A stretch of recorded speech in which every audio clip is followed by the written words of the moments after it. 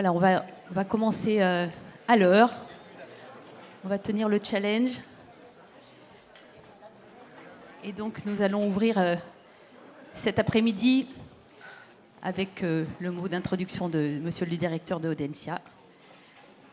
Merci de prendre place. Et donc, nous commençons cet après-midi. Nous ouvrons cette conférence sociale régionale. Merci beaucoup.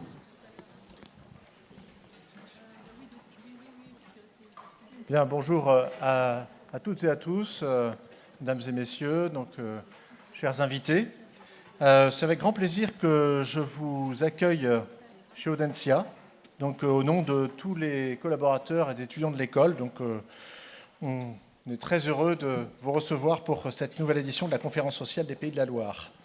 Votre présence aujourd'hui témoigne d'un engagement du monde économique à relever un des plus grands défis de notre époque, réussir une transition écologique juste au cœur de nos territoires. Alors, il ne s'agit plus seulement d'adapter nos modèles, mais de transformer en profondeur, en veiller à ce que personne ne soit laissé de côté. Dans cette démarche, les entreprises ont un rôle central à jouer. Elles sont à la fois actrices du changement et catalyseurs d'innovation. Et pour accompagner ces transformations, nous avons un rôle, celui de former nos 8800 étudiants. Vous avez une petite idée de ce qu'on peut proposer chez Audencia. Donc de former nos 8800 étudiants avec des compétences nouvelles, un leadership éclairé et une vision partagée entre les mondes économiques, académiques, institutionnels, mais surtout d'arriver à comprendre ces révolutions qui nous touchent. Donc vous accueillir aujourd'hui à Audencia est plein de sens. Notre école est reconnue pour son engagement, ses enjeux de transition depuis longtemps. On a placé ces enjeux à travers tous nos programmes. On forme 100% de nos étudiants aux enjeux de transition environnementale et sociale, mais aussi grâce à des programmes spécifiques, à l'image du master spécialisé d'acteurs pour la transition écologique, et puis de notre école, bien sûr, dédiée aux transitions, l'école Gaïa. Nous avons aussi des chaires qui portent ces enjeux de recherche sur les transitions écologiques et les responsabilités sociales. Et nous allons aller plus loin demain, puisqu'en fait, en 2027, nous ouvrons une école de géopolitique et qui vise, comme pour les autres écoles, celle de communication et l'école de business, à former des citoyens éclairés. Et donc, voilà ce que nous souhaitons mener ici, c'est de former des citoyens de demain éclairés et qui seront éclairés grâce à vos échanges, à penser, à agir durablement, à construire des modèles plus inclusifs. Donc je suis très heureux que cette conférence puisse nous aider à croiser nos regards et à proposer des chemins pour nos étudiants. Merci beaucoup. Merci beaucoup. Donc bonjour à toutes, bonjour à tous et merci d'être venus si nombreux pour cette conférence sociale régionale centrée sur la question de la transition écologique juste. Un sujet qui, aujourd'hui, est soumis à un sérieux et inquiétant backlash. Mais votre présence aujourd'hui démontre que le sujet ne peut plus être éludé, mais qu'il doit être pris à bras-le-corps et collectivement. Alors, nous verrons justement, au cours des différentes tables rondes, comment le dialogue social peut être un levier de la transition écologique juste. Donc, nous sommes ensemble jusqu'à 17h30. Et 3 tables rondes vont rythmer cet après-midi. Alors, une première table ronde de présentation du dispositif ZIBAC, donc zone industrielle bas carbone sur le territoire Loire-Estuaire, la place et le rôle que pourraient prendre excusez-moi, je tremble un petit peu, la place et le rôle que pourraient prendre les partenaires sociaux. Puis une deuxième table ronde qui donnera à voir des initiatives de dialogue social réussies dans les entreprises pour la mise en place de mesures de prévention des risques et d'anticipation des métiers, de l'évolution des métiers. Et enfin, une dernière table ronde rassemblera 4 grands témoins que je vous présenterai tout à l'heure et qui nous donneront leur regard et leur vision du dialogue social sur les enjeux de la transition écologique juste. Mais j'appelle sans plus tarder sur la scène les organisateurs et partenaires de cette journée pour un mot d'introduction. Donc j'appelle messieurs Jonathan Semelin, secrétaire général de la CFDT Pays de la Loire, monsieur Bertrand Chaupe, président régional du MEDEF, Monsieur Jean-Luc Catanzaro, vice-président du Conseil régional, délégué à l'emploi et à la formation continue. Et enfin, monsieur Fabrice Rigoulet-Rose, monsieur le préfet de région. Voilà, je vous laisse pour un mot d'introduction. Merci beaucoup. Normalement, c'était à la tribune.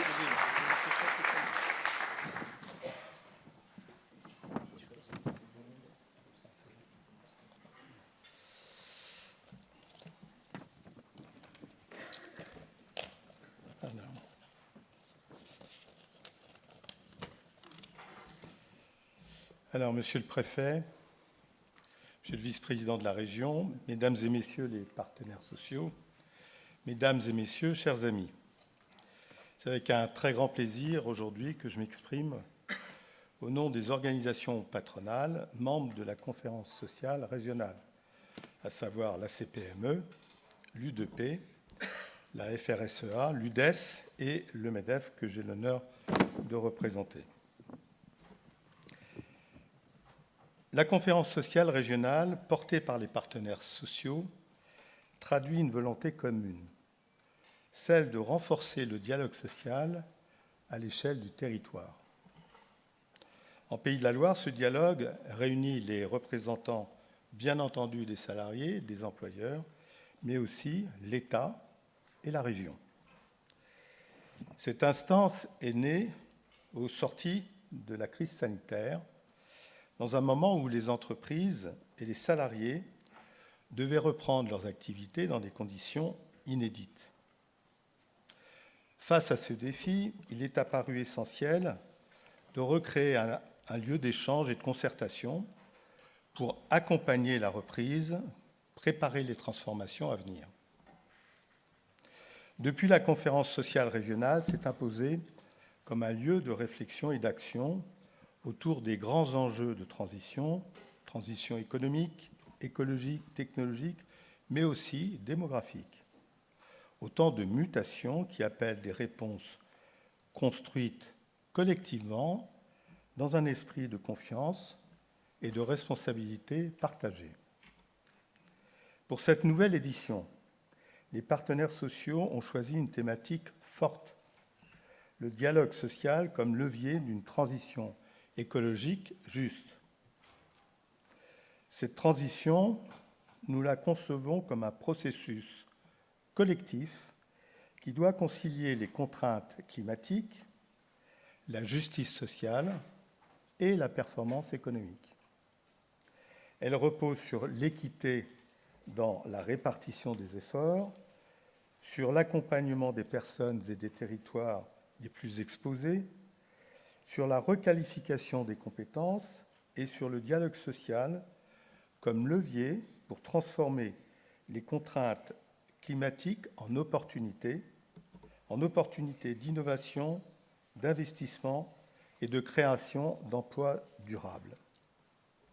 C'est dans cet esprit que les organisations patronales s'engagent, faire de la transition écologique un moteur de compétitivité, de transformation et d'emploi, et non une contrainte subie. Les entreprises, quelle que soit leur taille, sont déjà mobilisées. Elles innovent, elles investissent, elles adaptent leur modèle pour conjuguer performance économique, responsabilité environnementale. Nous en sommes convaincus, la transition écologique juste sera aussi une transition d'innovation et d'opportunité. Et c'est bien tout le sens du dialogue social, permettre à chacun, entreprise comme salarié, d'avancer ensemble sur ce chemin exigeant mais porteur d'avenir. C'est dans cette dynamique commune que nous inscrivons nos travaux et je cède bien volontiers la parole à présent aux organisations syndicales qui partagent avec nous cette volonté d'agir collectivement pour une transition écologique juste. Mesdames et messieurs, je vous remercie pour votre écoute.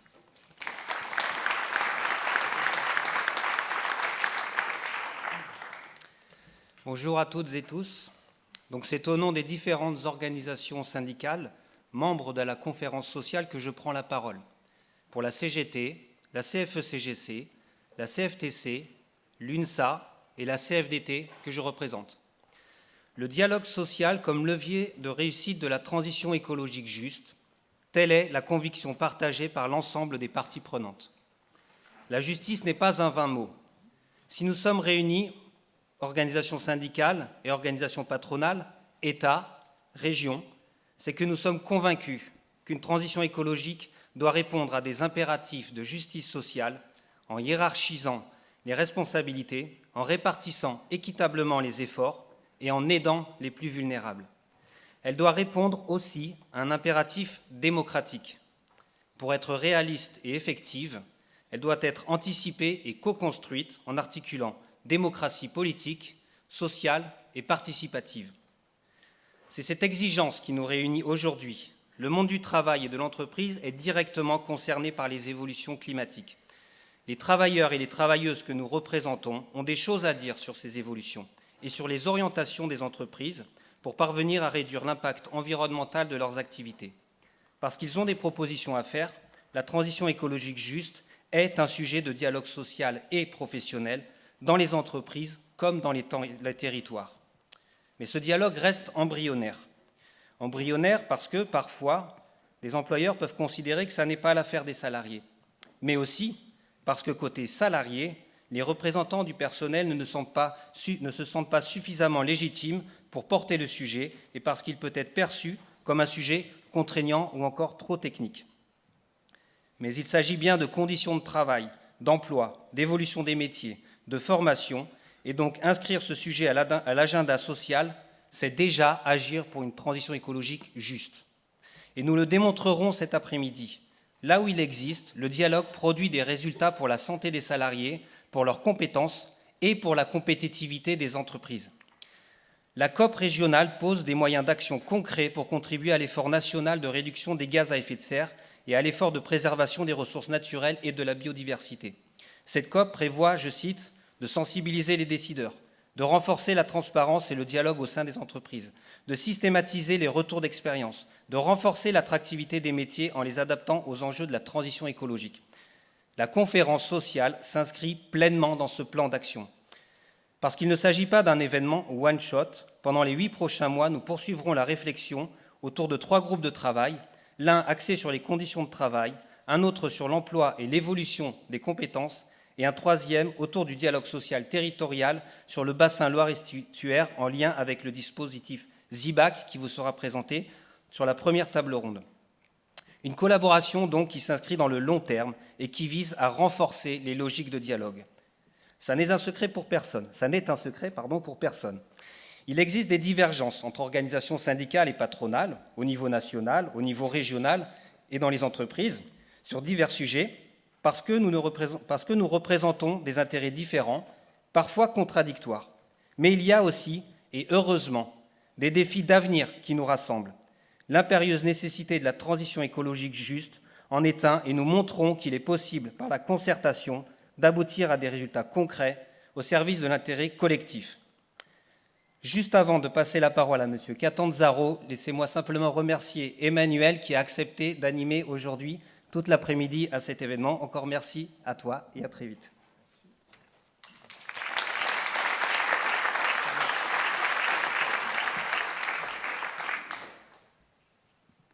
Mesdames et messieurs, cette salle est magnifique. Alors on a un peu l'impression d'être un lapin qui prend une voiture. Voilà, donc je vous aperçois en ombre chinoise, mais la salle est impressionnante. Je comprends votre stress, madame. Je le comprends très bien. D'ailleurs, c'est pratique d'avoir le papier là et pas le micro à la main. Voilà, permettez-moi de saluer Monsieur le Préfet. Je voudrais saluer évidemment le président du MEDEF et l'ensemble des organisations que tu représentes aujourd'hui, Monsieur le Secrétaire général et l'ensemble des partenaires sociaux, l'ensemble des personnes qui sont présentes ici dans leurs grades et qualités. J'ai aperçu quelques visages connus et d'autres un peu moins, parce que je suis plutôt manceau. Et donc, je suis Jean-Luc Catanzaro, en charge des sujets d'emploi et de formation. Et j'ai le plaisir de côtoyer très régulièrement les partenaires sociaux dans le cadre, je vais y revenir, de notre SREFOP, Stratégie Régionale, Emploi, Formation, Orientation professionnelle. Moi, je suis très heureux de participer à l'introduction de cette conférence sociale qui est consacrée au dialogue social dans la transition écologique. c'est un sujet qui est au cœur de nos actions collectives au sein du CREFOP, qui est le comité régional emploi, formation, orientation professionnelle, qui incarne cette gouvernance quadripartite qui rassemble l'État, la région, les partenaires sociaux, et qui sont, je vais me permettre de le dire parce que j'ai aperçu madame qui représente la DGEFP, merci d'être venue jusqu'à nous, aux côtés de monsieur le directeur de la DRETS, cher Jérôme. Vous êtes dans une région qui a une particularité. Vous connaissez notre obligation qui est de faire un contrat de plan régional de développement de la formation et de l'orientation professionnelle.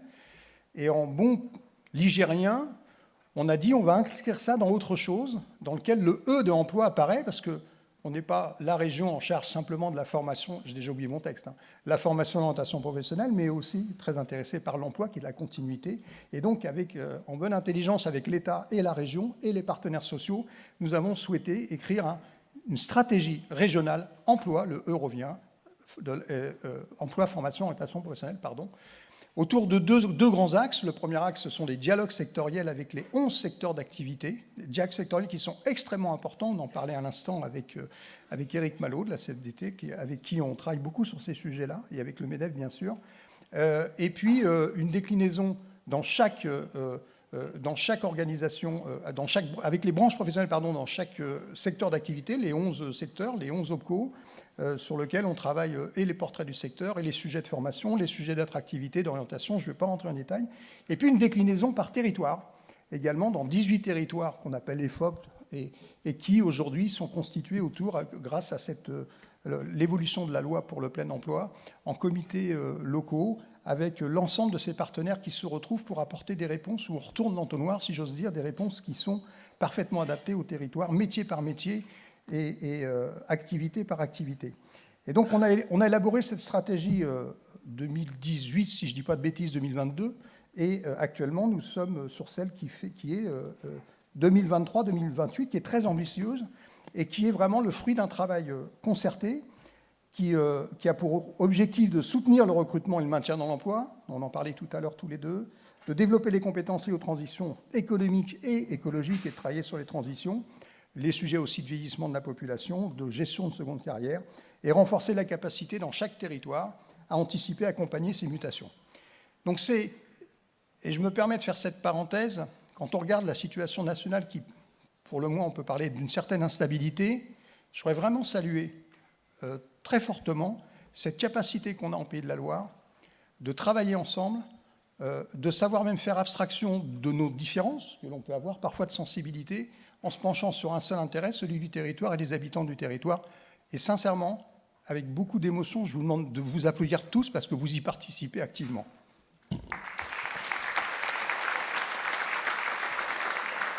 Je vais reprendre mon discours, parce que je ne sais plus du tout où j'en suis. Donc la transition écologique, ça ne doit pas être perçu comme une contrainte, ça a été dit, mais comme une véritable opportunité de croissance, d'innovation et d'emploi, ça a été dit également. La réussite, elle repose évidemment sur la méthode et sur la qualité du dialogue entre les acteurs. Et ce dialogue, eh bien, il est présent, il a toute sa place, et c'est même surtout un véritable levier de réussite.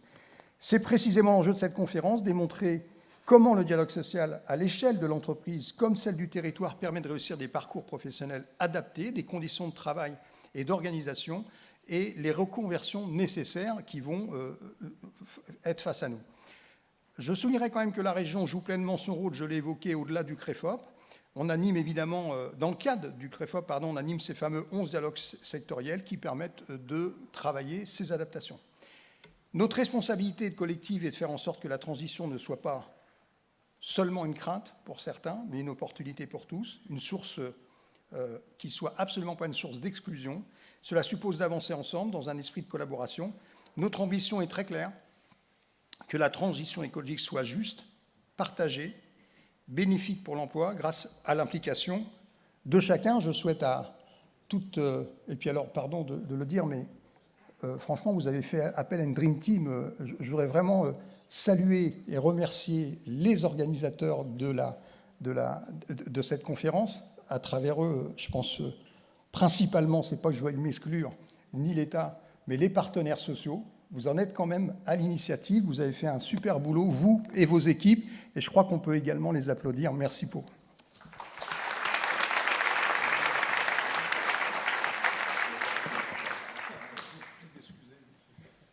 Bien, bonjour à tous, monsieur le vice-président, mesdames et messieurs les élus, monsieur le président du MEDEF, monsieur le secrétaire général, et puis à travers vous, évidemment, une salutation partagée pour l'ensemble des organisations syndicales et professionnelles qui sont ici réunies aujourd'hui.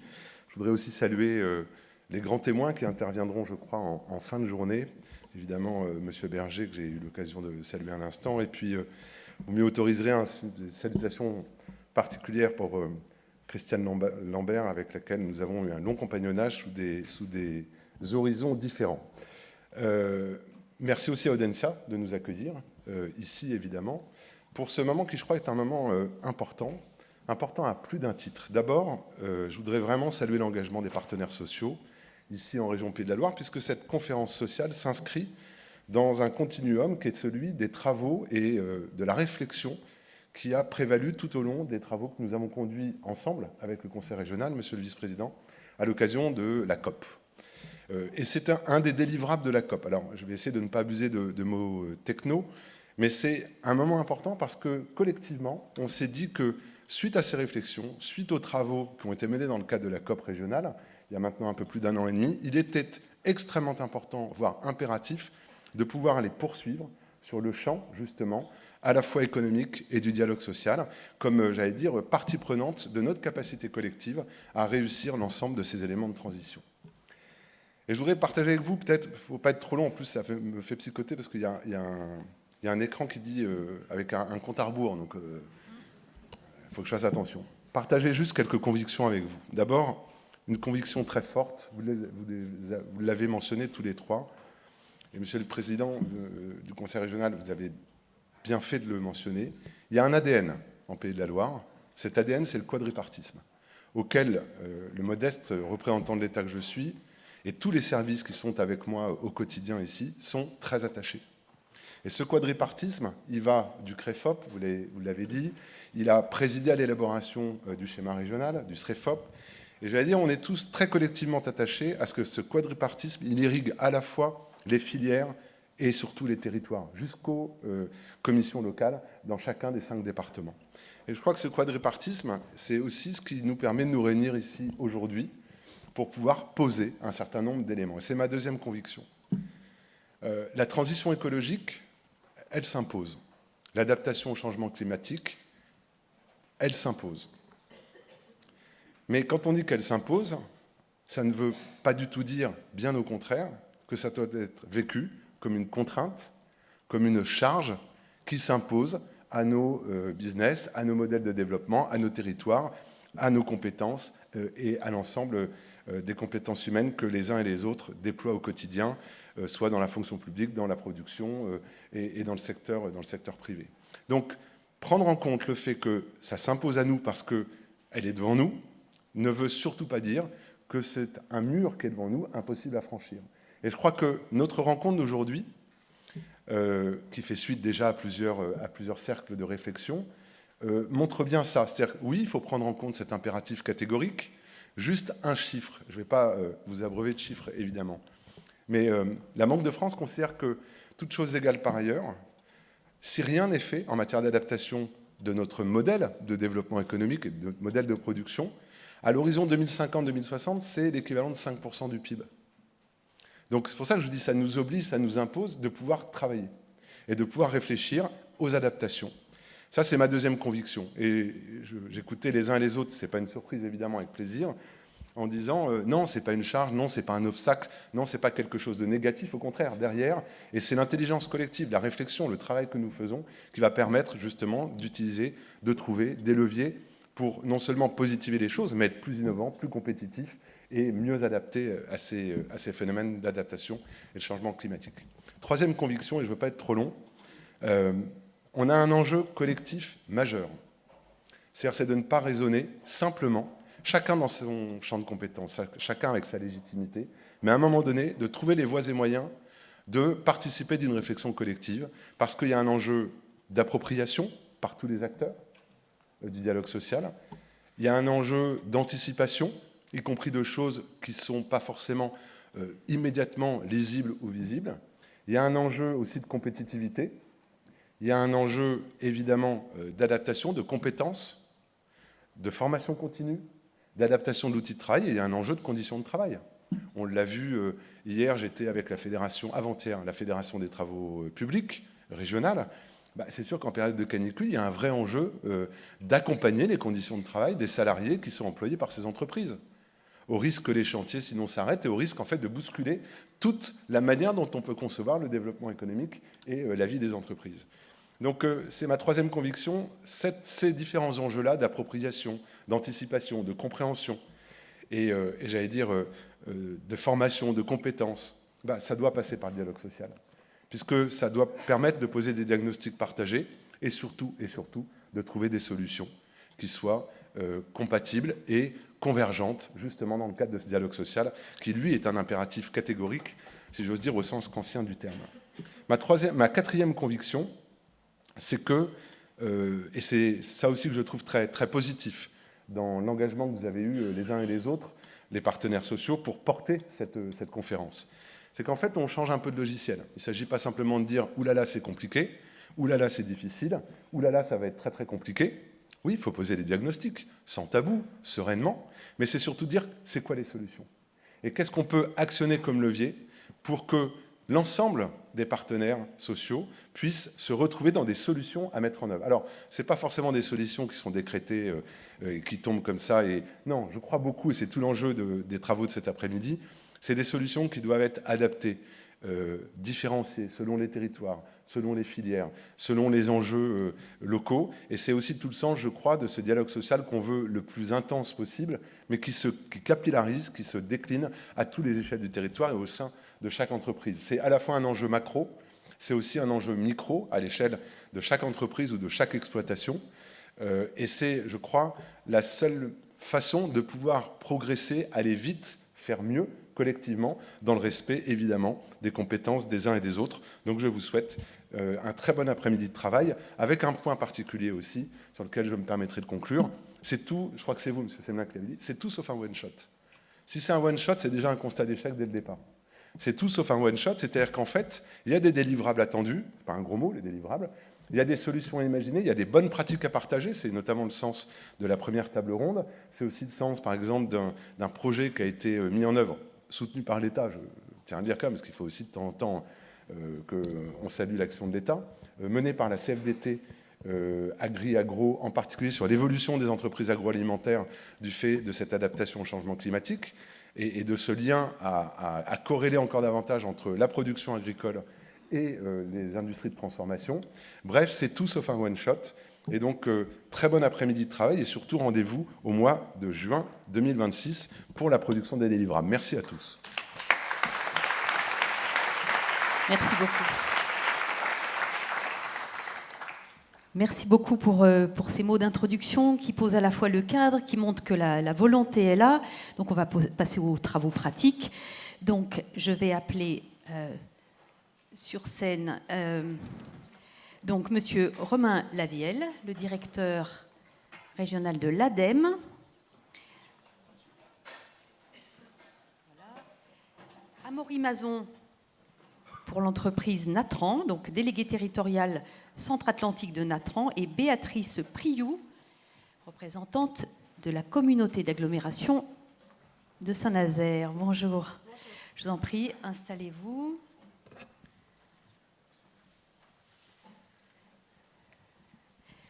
Donc là, nous passons aux travaux pratiques. Donc d'abord, cette ZIBAC dont on parle, qui concerne le territoire Loire-Atlantique. Oui. Donc, Romain Lavielle, s'il vous plaît, est-ce que vous pouvez nous dire déjà, voilà, qu'est-ce que cette ZIBAC? Alors, on précise quand même que le ZIBAC, c'est un dispositif national, lancé par Emmanuel Macron en 2022. Je crois qu'aujourd'hui, il y a à peu près 11 territoires qui ont intégré ce dispositif. D'ailleurs, nous avons en visio deux camarades, deux collègues de la région Hauts-de-France qui, alors eux, sur le territoire dunkerquois, ils nous expliqueront tout à l'heure, ils ont aussi une ZIBAC et ils ont mis en place un dispositif très innovant de dialogue social. Donc, ils prendront la parole après. Mais d'abord, donc, sur le territoire de Loire-Atlantique, voilà, qu'est-ce que ce projet ZIBAC et puis le rôle de l'ADEME dans ce dispositif? Oui, vous avez commencé à le dire, effectivement. Alors, en 2022, l'État a confié cette mission à l'ADEME d'accompagner les 11 plus grandes zones industrielles françaises. Plus grandes, c'est plutôt celles qui sont les plus émettrices en matière de gaz à effet de serre, et les accompagner pour tendre vers cet objectif qui est la neutralité carbone à horizon 2050. Donc le rôle de l'ADEME, qui est donc un opérateur de l'État, ça a été d'accompagner ces 11 zones industrielles, dont le bassin nazérien et l'estuaire de la Loire, à cadrer, imaginer les différents scénarios et les différentes trajectoires qui permettraient d'atteindre cette neutralité carbone.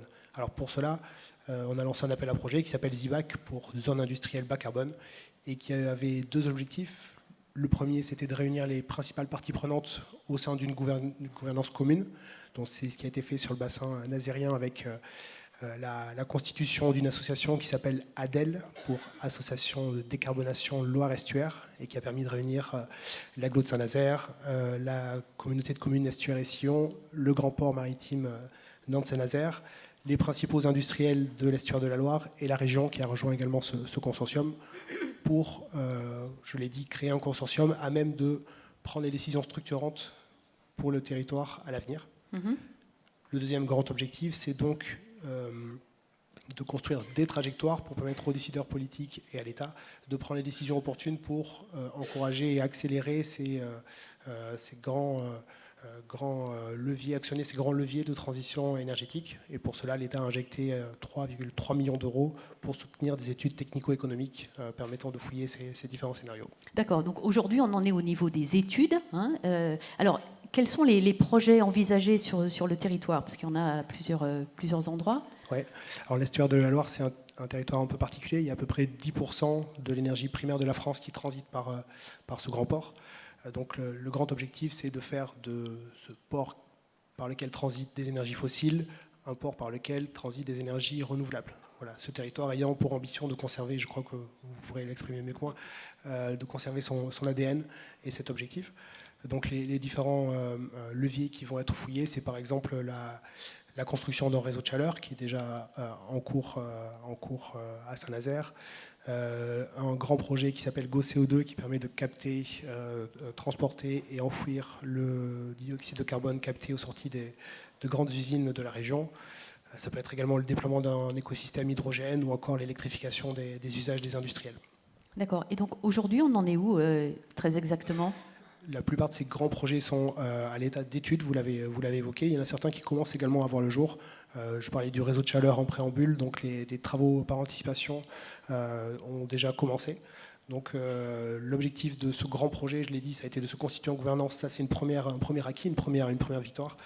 Maintenant, on va poursuivre les études pendant les prochaines années pour ensuite passer en phase d'investissement et de travaux. On estime à combien le volume d'emplois qui pourrait être créé ? Alors, je n'ai pas la réponse à cette question. En revanche, ce qui est certain, c'est que les leviers qui sont activés génèrent par essence la création d'infrastructures et de moyens de production d'énergie renouvelable, pour reprendre les 2 exemples que j'évoquais, qui génèrent des emplois qui ne sont non délocalisables. Donc, au-delà de l'aspect fort sur la transition écologique que j'évoque bien évidemment, il y a cet enjeu qui est de fertiliser et d'accroître un dynamisme local qui effectivement a des retombées nombreuses en matière d'emploi. Alors, c'est vrai que le volet emploi, formation, on verra avec vous, Madame Priou. Juste un mot sur le rôle de l'ADEME, très exactement. Oui, alors poser un cadre, donc c'est celui que l'on a fait par le biais de cet appel à projet, et également, grâce au soutien de l'État, pouvoir financer ces études qui permettent d'identifier si, par exemple, l'écosystème hydrogène que souhaitent mettre en place les acteurs de l'estuaire de la Loire a vocation à être très local, à construire une dorsale qui acheminerait l'hydrogène vers des usages franciliens, à pourquoi pas exporter l'hydrogène. Voilà, ce sont ce type d'études qui permettent de préfigurer les projets et donc qui méritent du financement de l'État et également un cofinancement par les différentes parties prenantes que j'ai évoquées. Alors, comme le sujet de cette journée, c'est quand même le dialogue social, dans ce vaste projet, quelle est la participation des partenaires sociaux? Est-ce qu'elle est prévue? Comment est-ce que vous allez justement permettre aux partenaires du territoire de s'inclure? Oui, alors, comme tous les grands projets d'infrastructure, ceux-ci font l'objet de présentations en débat public et donc notamment par la CNDP qui a vocation justement à décrypter ces projets pour la Commission nationale du débat public, excusez-moi, pour le barbarisme, qui a vocation effectivement à décrypter ces enjeux qui peuvent être assez techniques et complexes pour que les citoyens puissent évidemment s'en saisir, se les approprier et puis émettre un avis critique qui pourra être pris en compte par les décideurs. Voilà, c'est tout l'objet également de ces consultations qui ont commencé pour le projet GoCO2, on y reviendra, voilà, et qui feront l'objet, le même objet pour les autres projets qui seront lancés également. D'accord, merci beaucoup. Alors justement, on passe la parole à votre voisin. Donc Amaury Mazon, délégué territorial Centre-Atlantique de Natran, nouveau leader européen de transport de gaz. Deuxième. Ouais, sur votre site, c'était marqué leader.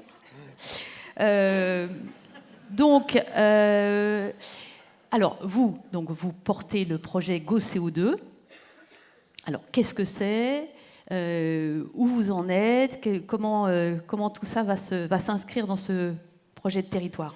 Alors pour aider à peut-être se représenter ce qu'est ce projet, il y a normalement un petit visuel s'il peut être projeté. Oui. Sinon je ferai sans.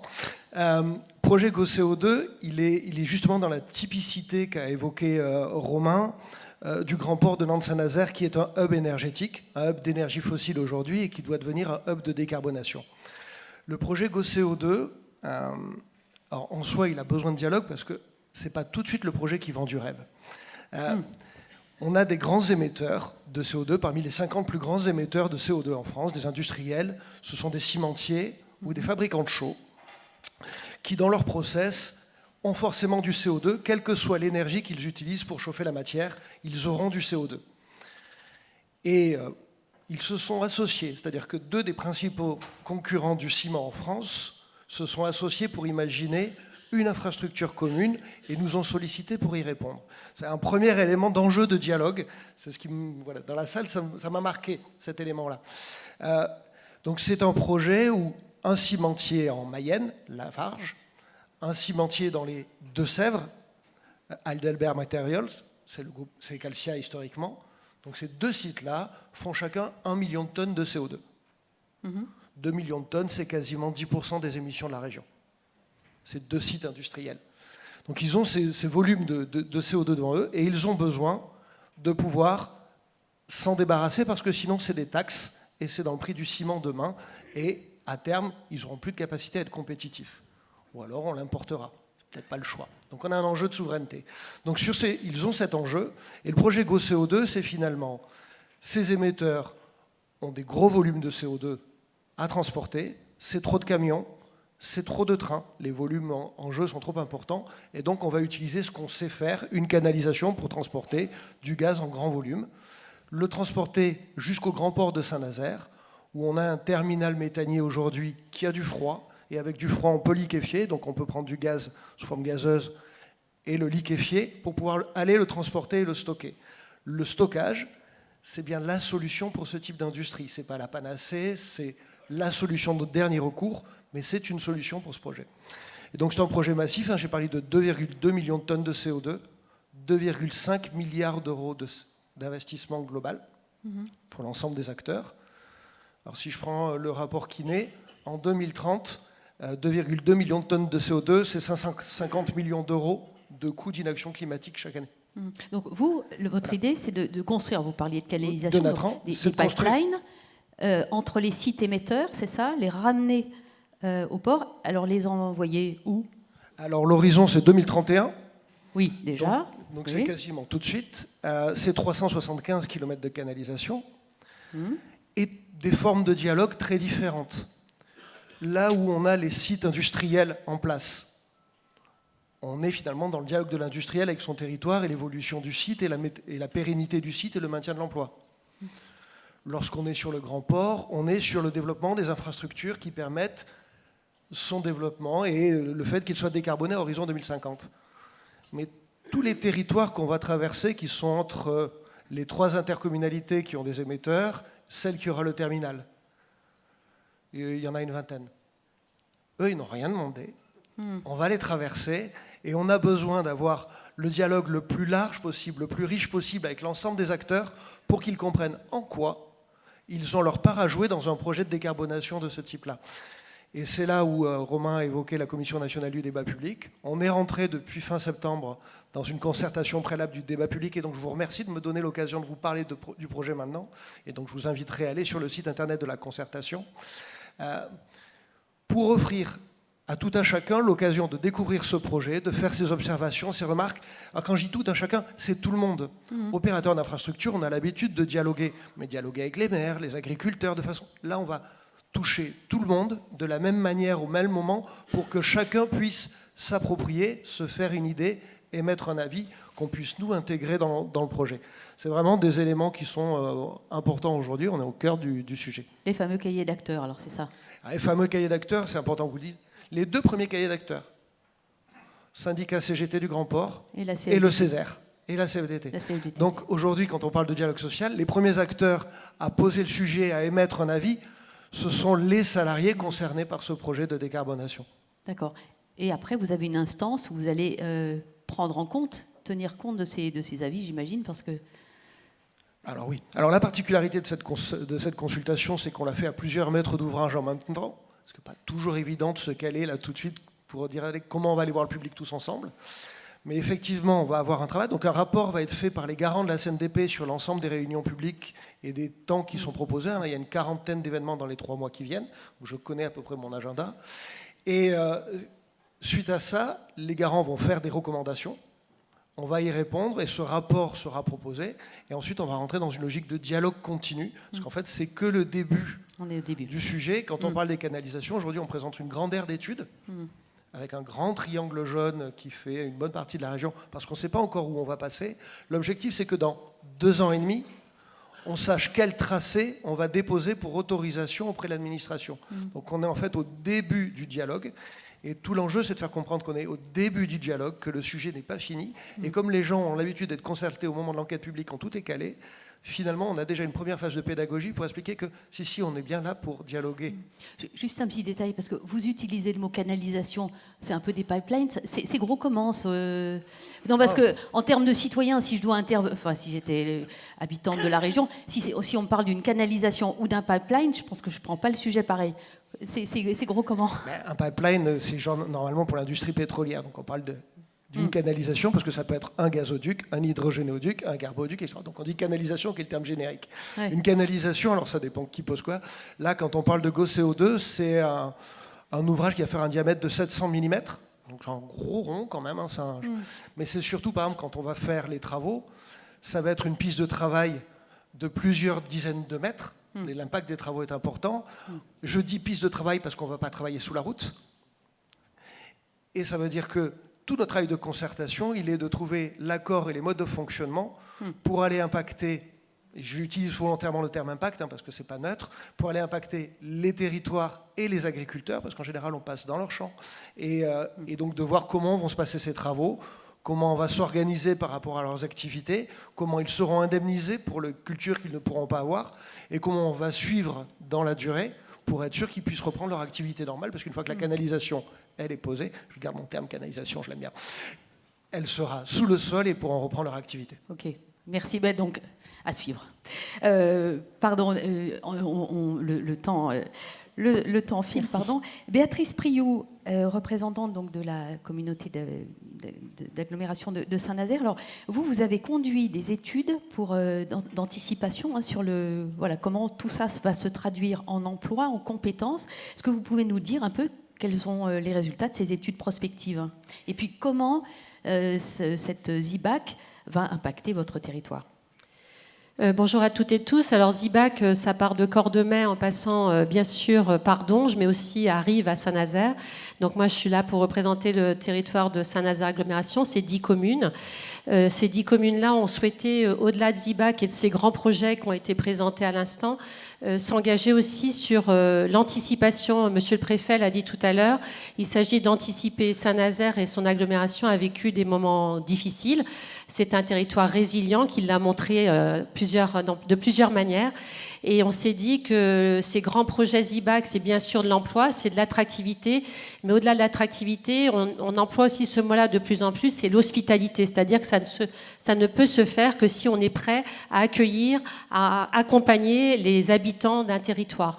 Donc on a souhaité, au-delà de ZIBAC, se lancer dans l'aventure de la GPEC, de la gestion prévisionnelle des emplois et de compétences d'un territoire, avec le financement de la DRETS, et ce qui nous permet aujourd'hui de conduire des actions et qui nous permet surtout de comprendre comment ce territoire va aborder tous ces sujets-là, parce que être attractif, c'est bien, être hospitalier, c'est mieux, et être attractif, c'est surtout accompagner tous les habitants d'un territoire, et je dis bien tous les habitants, ne pas laisser quelqu'un sur le bord du trottoir, et donc ça passe par l'anticipation de la prévision des emplois, l'évolution des compétences. Donc en fait, on s'est lancé depuis 1 an dans ce projet-là.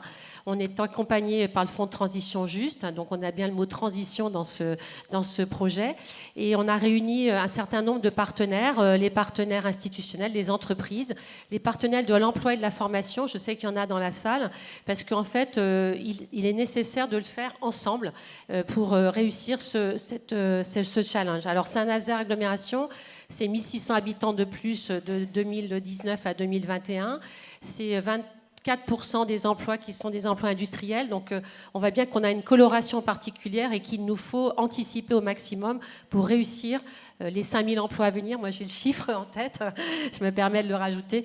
Et donc ça demande vraiment un investissement de l'ensemble des partenaires pour réussir cette opération et cet objectif. Et du coup, ça donne quoi en termes d'évolution de métier? Alors, sur quoi vous avez ciblé? Pour le moment, il y a 3 grandes actions qui ont été ciblées. La première, c'est que pour changer aussi le regard que portent certaines personnes sur ces métiers de l'industrie, notamment culturellement, dans l'éducation aussi, parce qu'on sait que sur Saint-Nazaire, il y a une histoire avec le monde industriel et que parfois, on a du mal à entraîner avec nous, notamment les jeunes publics, vers ces métiers. Donc on a souhaité vraiment travailler sur la question de la représentation du métier en associant les acteurs sur la question de la formation, la question de mieux connaître aussi les attentes des publics, la question de la chaîne des valeurs de ces métiers aussi, parce que parfois on a le sentiment, et c'est très représentatif d'une génération, et tant mieux, sur la question de l'industrie un peu polluante, l'industrie qui ne répond pas à des enjeux de chaîne de valeur. Tout ça, on est en train de le travailler avec nos opérateurs de formation, et je remercie d'ailleurs les lycées professionnels qui agissent autour de ces sujets-là pour aussi mieux adapter la formation à cet objectif, à cet enjeu.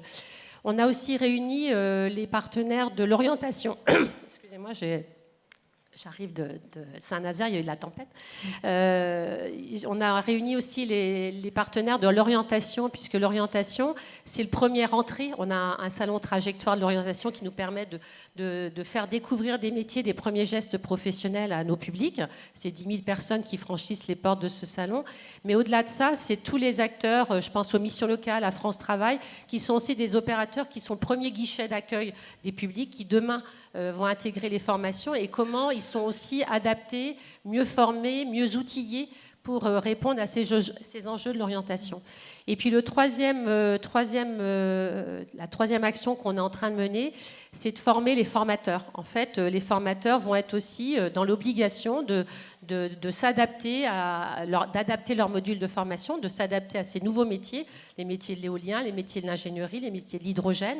Et donc, il faut que les formateurs puissent aussi être outillés le mieux possible pour mieux encadrer aussi les futurs groupes et anticiper les formations à venir. Mais c'est très compliqué parce que on voit bien que les technologies évolue très très vite, on passe de la batterie lithium 1, 2, enfin ça va très très vite. Du coup, comment vous devez anticiper ça aussi? La formation va être un acteur d'anticipation. L'entreprise aussi. Nous, on est convaincus que les industriels de notre territoire vont être les acteurs de cette transition, puisqu'eux-mêmes peuvent former, eux-mêmes peuvent adapter aussi les compétences à leur outil de travail, à leur outil de production. Donc il faut agglomérer tous ces sujets-là pour en faire un vrai vecteur d'évolution de compétences. Et quand on dit évolution de compétences, on pense bien sûr au métier de l'ingénierie, bien sûr, parce qu'on va avoir besoin. Et d'ailleurs, Laurent Castin, patron des chantiers d'Atlantique, dit qu'il a besoin aussi de col blanc, mais on a aussi besoin de personnes dans la production, des personnes qui soient aux manettes de la production. Donc il faut qu'on arrive à faire combiner ces compétences-là. Et le Fonds de transition juste nous permet, au travers des rencontres avec l'ensemble de ces partenaires, c'est environ 120 partenaires aujourd'hui qui se réunissent très régulièrement sur ces enjeux-là pour vraiment travailler l'anticipation et mieux accompagner ce changement et cette transition. Alors, écoutez, ça fait le lien avec nos camarades des Hauts-de-France. Donc, nous avons Nicolas Tancrèze, représentant de la CFDT des Hauts-de-France, et Guy Drobinoa, je crois que vous êtes aussi en visio, représentant du MEDEF. Alors, en Hauts-de-France, sur la ZIBAC de Dunkerque, sur la zone portuaire, industrialo-portuaire de Dunkerque. Alors, je crois que c'est un tout petit peu plus tard que votre contrat a été signé, en 2024, et vous avez mis en place à la fois un dialogue social territorial, et puis, en termes d'emploi et compétences, vous avez appelé ça Décarbone Pro.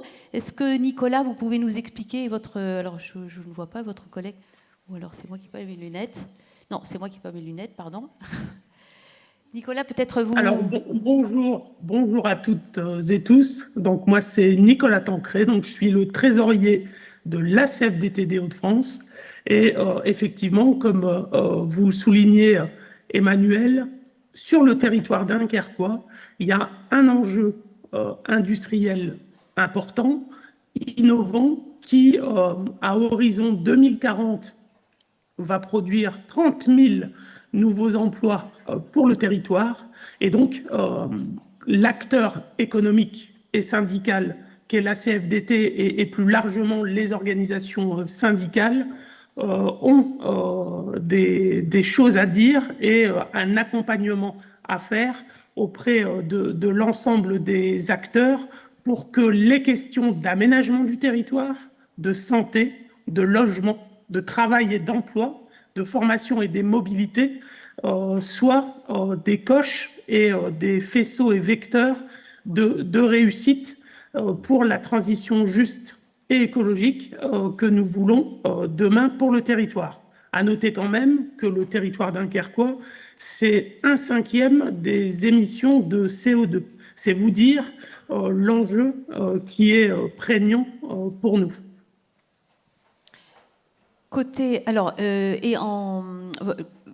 Est-ce que vous pouvez nous expliquer un petit peu cette initiative de dialogue territorial, alors, peut-être ? Alors, sur les sujets de conférences sociales, puisque sur le territoire dunkerquois, c'est ce qui s'y passe. Donc, vous y retrouvez organisation syndicale, organisation patronale, une agence paracommunautaire qui se nomme Écosystème D et qui, pour le coup, représente les intérêts de la communauté urbaine de Dunkerque. Et on retrouve bien évidemment des universitaires et des représentants de la région et de l'État. L'idée, c'est que nous puissions, à horizon 2026, produire une feuille de route où l'ensemble des enjeux que je vous dessinais auparavant puissent être relevés.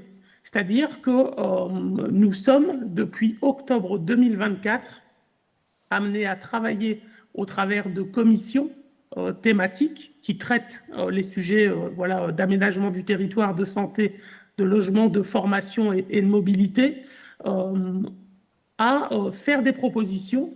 Et l'ensemble de ces propositions dessineront la feuille de route et se transformeront en levier permettant aux citoyens, aux citoyennes, mais plus particulièrement aux travailleuses et travailleurs, d'être les moteurs premiers, puisque la réussite sur les enjeux de transition écologique juste ne peut se faire sans celles et ceux qui font la richesse de tout à chacun au quotidien. Alors, à la différence de ce qui se passe en Pays de la Loire, vous avez déjà des usines qui se sont implantées, comme Vercors, sur les batteries. Alors, peut-être, je vais m'adresser à Guy de Robinois, parce que en Hauts-de-France, donc, il y a ces industries qui sont très polluantes et qui se reconvertissent, d'autres qui s'implantent. Donc, il y a un dispositif d'accompagnement des transitions professionnelles qui est déjà opérationnel. Est-ce que vous pouvez nous en parler ? Oui, alors bonjour à toutes et à tous. Effectivement, on est une région qui est déjà bouleversée et qui le sera d'autant plus parce qu'on est à l'origine une vieille région industrielle qui est en train de se transformer. On a effectivement, alors notamment le projet Dunkerquois. Alors on nous annonce 30 000 emplois, mais il faut toujours prendre un peu de recul et surtout il faut beaucoup d'humilité au travers de grands projets de ce type-là. Il y a notamment 18 projets, je crois. Oui. Parce qu'on sait que, par exemple, Vercors, aujourd'hui, pour l'instant, c'est 200 salariés, que Prologium devait ouvrir une usine avec 3000 salariés et qu'on nous a annoncé le report cet été, un démarrage des travaux en 2028. On a néanmoins le projet EPR qui est important sur la zone de Dunkerque, puisque en pic, il y aura 8000 emplois sur le chantier. Avec cette difficulté, au travers de ces grands projets de décarbonation, d'avoir notamment des emplois de chantier, puisque au travers du projet EPR, en fait, on aura en avance de phase le projet de Panly en Normandie, et une partie des salariés qui auront construit Panly partiront ensuite sur Dunkerque pour construire l'EPR, et ensuite redescendront vers le budget. Donc les enjeux de décarbonation et de grands projets se font aussi au travers notamment d'emplois de chantier et d'équipes qui vont passer d'une région à l'autre. Ce qui veut dire qu'on doit être très vigilant, notamment aux conditions d'accueil de ces salariés, quand s'agissant en plus de salariés temporaires qui vont être là pour 1 an, 2 ans, 3 ans et qui repartiront. Et qu'on est dans une région... bon, là, j'ai un petit peu de soleil là actuellement, mais qui n'est pas forcément attractive. Et il se trouve que là où sont les grands projets autour de la décarbonation, on est plutôt dans des territoires qui sont assez peu attractifs, qui sont en forte décroissance démographique également, ce qui est un point important. Sur les zones, par exemple, sur la zone de Dunkerque, on annonce pour 2050 moins 40% de jeunes dans les établissements scolaires, dans le secondaire. Donc on voit qu'on a un vrai paradoxe entre des projets industriels autour de la décarbonation qui sont très importants, avec potentiellement un volume de salariés qui est important, et en même temps une population qui décroît à vitesse grand V. On n'est sans doute pas la seule région à être touchée, mais il se trouve que les endroits où se trouvent les grands projets sont les endroits où la démographie est le plus à la peine. Donc là, vous soulignez, oui, pardon de vous couper, donc là, vous soulignez le problème de la main-d'œuvre, mais est-ce que vous pouvez nous parler de ce dispositif spécifique Décarbone Pro qui va permettre la reconversion professionnelle? C'est un dispositif, je crois, paritaire. Oui. Voilà. Comment vous. Et qui s'adresse, je crois, en plus particulièrement aux TPE-PME. C'est quand même assez spécifique. C'est quoi cet accompagnement que vous avez prévu ? Alors là, je vais prendre ma casquette Transition Pro, puisque je suis également administrateur de Transition Pro, que nous co-présidons MEDEF et CFDT au sein de la région Hauts-de-France. L'idée, en fait, c'est d'accompagner les entreprises dans la décarbonation, de pouvoir diagnostiquer avec elles leurs besoins en matière de ressources humaines et d'imaginer avec elles les transitions professionnelles qui seront nécessaires. Les grandes entreprises le font. Je vais vous donner un exemple que nous vivons au sein de Transition Pro en paritaire depuis plus d'une année aujourd'hui. Le groupe Stellantis est en pleine transformation. On avait une usine à Douvrin du côté de Lens avec 4000 salariés qui fabriquaient des moteurs, les fameux moteurs Stellantis qui posent quelques petits problèmes et qui petit à petit va fermer puisque avec la disparition du moteur thermique en 2035, cette usine va fermer. À côté, une gigafactory s'est installée. Et donc, avec Transition Pro, nous opérons en fait le transfert et l'accompagnement des salariés pour passer de cette usine thermique vers l'usine de batterie qui est à côté. Et donc, petit à petit, on va transférer les salariés en les accompagnant en matière de formation. Ça, c'est, on va dire, on va pas dire que c'est facile, mais c'est des choses qu'on peut envisager assez aisément avec des groupes tels que Stellantis, parce qu'ils sont staffés d'un point de vue RH et qu'ils ont l'habitude de gérer ce type de transition.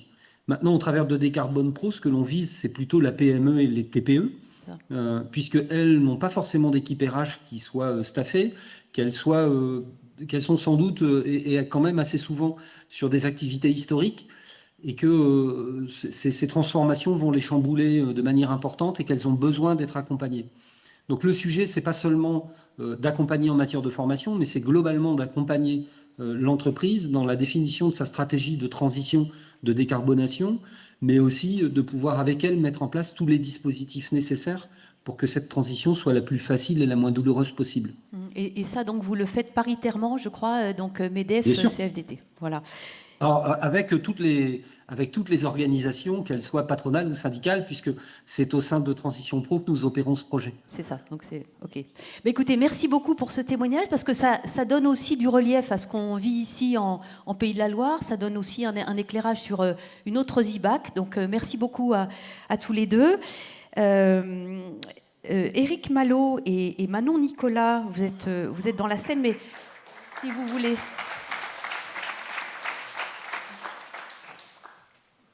Donc Éric Malo, représentant CFDT, Manon Nicolas pour le MEDEF. Donc, alors vous êtes membre du groupe de travail ZIBAC, et donc vous allez nous dire comment les partenaires sociaux s'inscrivent dans ce dispositif et votre regard. Merci beaucoup.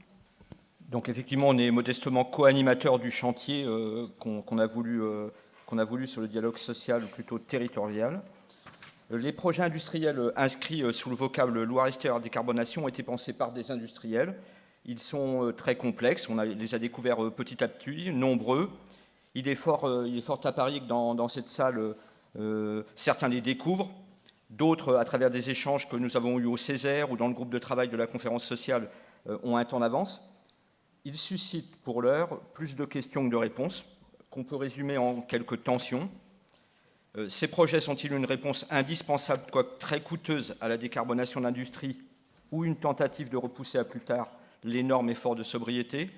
Convient-il de saluer l'entente entre des industriels concurrents pour décarboner l'économie, ou est-il à craindre un montage d'une complexité telle qu'il a peu de chances de voir le jour? En bref, démarche salutaire innovante ou fuite en avant? La conférence sociale régionale n'a ni les compétences, ni le temps, ni même l'ambition de résoudre de façon définitive ces tensions. L'objet de la conférence sociale est différent, et il est double, tout au moins de notre groupe de travail sur le dialogue social territorial.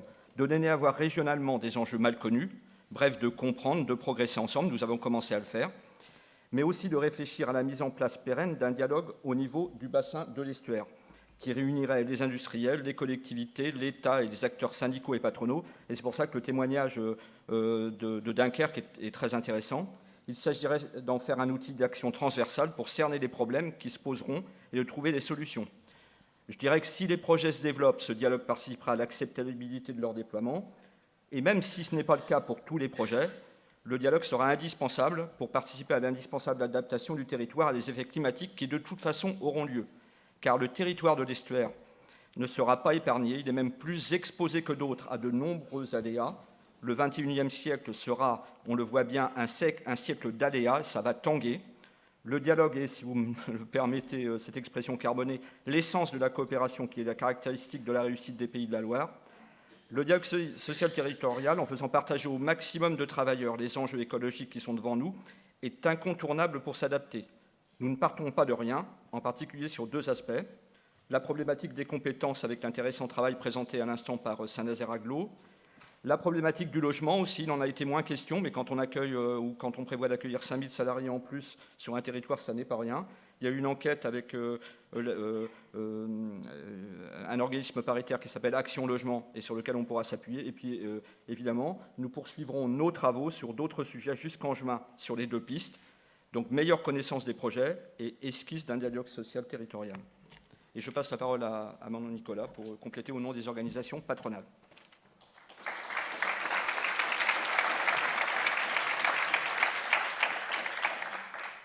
Merci Éric, merci à vous, intervenants de la table ronde numéro 1. Je partage pleinement ces constats.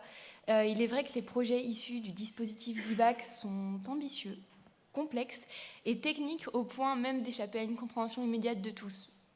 Je le connais parfaitement, cette situation.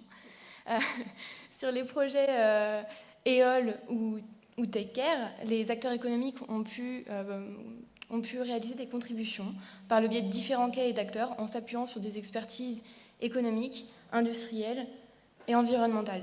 Et le but derrière n'est pas de convaincre à tout prix, mais d'alimenter, de nourrir et d'éclairer la discussion publique avec sérieux et responsabilité.